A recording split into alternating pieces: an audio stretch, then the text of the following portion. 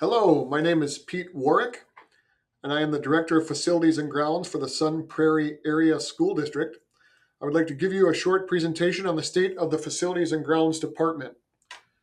We wish to showcase some highlights from the past school year and describe our goals for the future.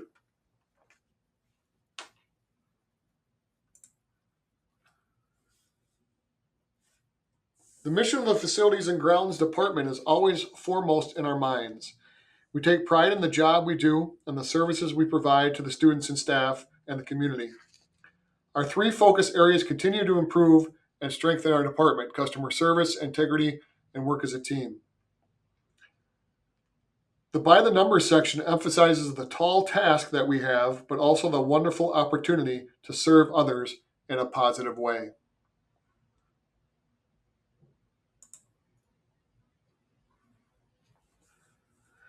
The end of June culminates my sixth month as Director of Facilities and Grounds. I am amazed every day of the effort and dedication of our F&G staff.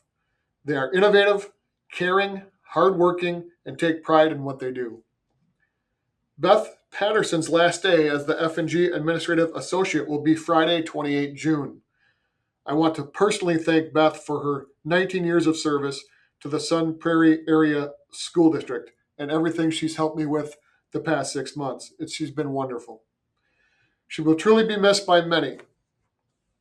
I would also like to take this opportunity to welcome Tracy Reuter to the F&G team. I know she will be doing a great job for us in the future and continue to build on the excellent foundation that Beth has created. As you can see, we have 8 different sections that make up the F&G department. They're all in green on your slide. All sections have managers that oversee the day-to-day operations. There is one manager in all departments, with the exception of 2 managers for environmental services. The pools and performing arts centers have one manager for both East and West high schools.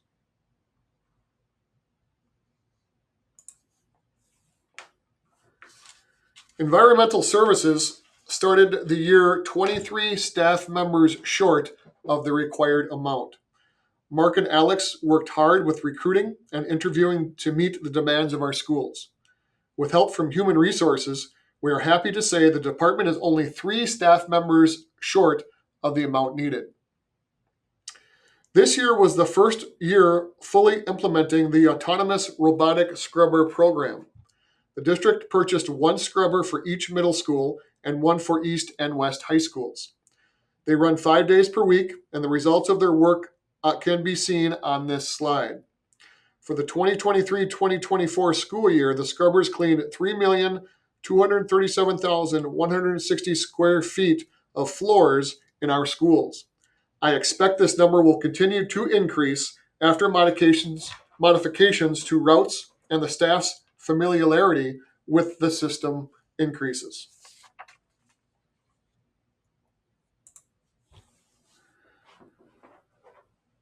Work order completion times were a point of emphasis for this school year and also reported on the F&G scorecard. The average work order completion rate the previous school year was 7 days. We are happy to announce this year's work order completion rate is 5 days. Also, the number of work orders completed were more than the previous year, along with a shorter duration to completion.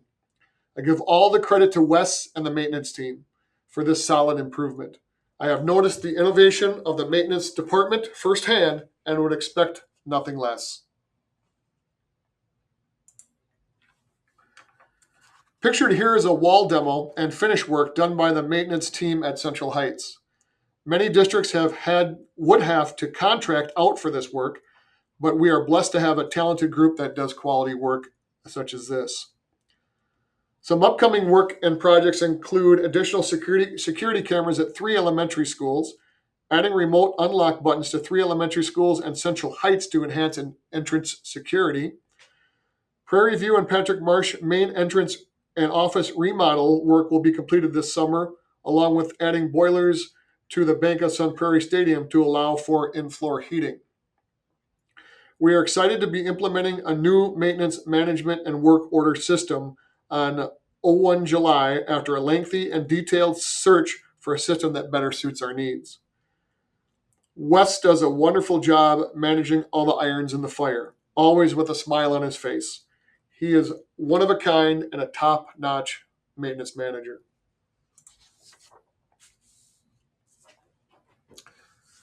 The performing arts centers at both East and West have had a major increase in usage over the past year. The East PAC had 238 events in the 2023-2024 school year, up from 120 last year. And we have been able to include some major improvements to the facility. We have greatly increased our lighting capabilities with 6 new moving lights. The old speakers are being replaced with a top-of-the-line column array system the week of 17 June. Moving forward, we are planning to continue to move east to an LED lighting system, and we will begin to explore the possibility of doing the same with Central Heights. Central Heights had 164 events in the theater this year, up from 75 last year. The soundboard was replaced with the same brand as the high school to help build continuity between schools and in programming language. The West PAC had 165 events, up from 89 in the last fiscal year. The West PAC has continued to be tuned and improved to make daily operations smoother. The small theater at West had the most events with 315, up from 154 last school year. The stage floors of both the PAC and small theater at West are going to be redone the week of 24 June. We are continuing to work with Findorf as we work through the punch list of items that will still need to be corrected at West. As we increase the number of hours of events, we will strive to serve the staff, students, and community members to the best of our abilities and look forward to continuing the team approach to scheduling and sharing information about the events. Betsy and Matt continue to improve the performing arts centers, and we are lucky to have them. They are passionate and truly care about what they do for the students, staff, and community.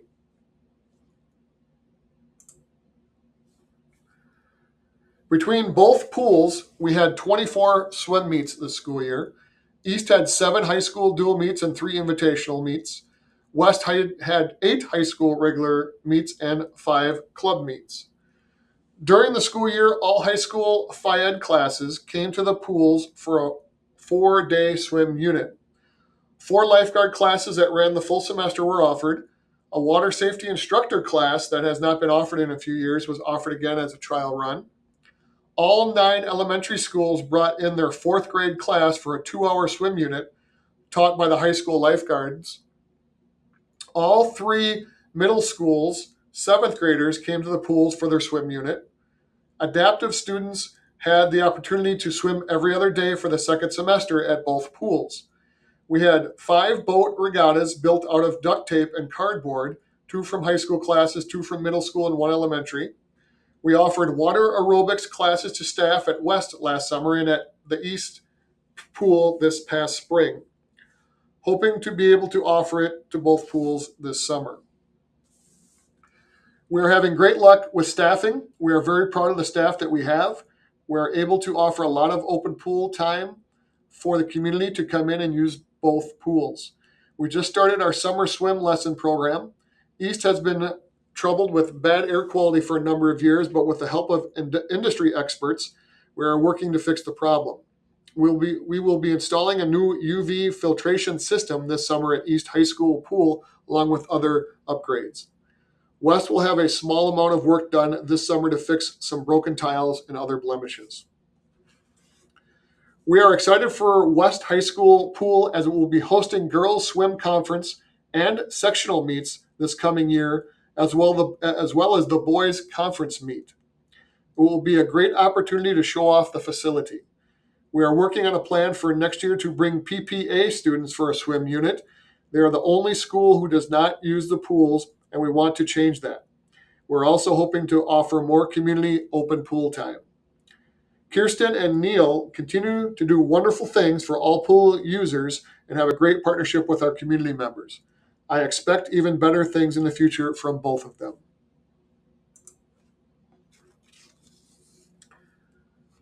We continue to lead the way in school sustainability and energy innovation. Data on this slide is for the 2022-2023 school year. Data for the current year will not be available until the end of July. The left chart on your slide shows how the district building area has grown, represented by the blue line, versus how our total energy use has remained constant. Last year, with greater than 2.2 million square feet of building space, we used less energy than we did in 2005 when we had just over 1.1 million square feet. In summary, we doubled the amount of building space, but used the same amount of energy we did in 2005. That is a huge accomplishment, one that very few districts in the state can match. This also highlights the board's commitment to investing in systems that are better for the environment and also decrease overall costs. The chart on the right shows how much energy we use per square foot by different building types and compared to industry targets. Our geothermal is well below the targets, and our schools with traditional heating and cooling systems are meeting the targets. We are continuing to refine how the equipment runs. As we learn West High School better, we will see some decreases in costs there, and we are continually monitoring our older buildings for saving opportunities as well. Kevin is an invaluable resource for the district, and he and his team never cease to amaze me with their ingenuity and knowledge.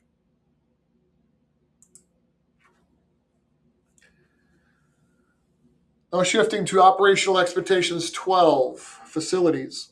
The Facilities and Grounds Department takes Operational Expectation 12 very seriously and continues to strive for excellence in this domain. By meeting the measures of OE 12, it shows our commitment to doing what is best for the Sun Prairie Area School District. It also shows areas we need to improve. We are excited for the challenge and will do all in our power to meet the board's expectations. I am pleased to report that the Facilities and Grounds Department is in compliance with Operational Expectation 12 for the 2023-2024 school year. In your board packet, you will find the summary of compliance status and all 22 measures explained in detail. We will continue to self-monitor using the OE12 measures, along with internal assessments of our operations and customer service mindset. Continuous improvement in all areas is our main goal, and we appreciate the support from the board. I hope this presentation was informative and to the point. You will find a summary of compliance status for OE12 and the 22 measures in your board packet. If you have any questions, please feel free to contact me at my email address or phone number. Thank you for your time and all you do for the Sun Prairie Area School District. Have a great day.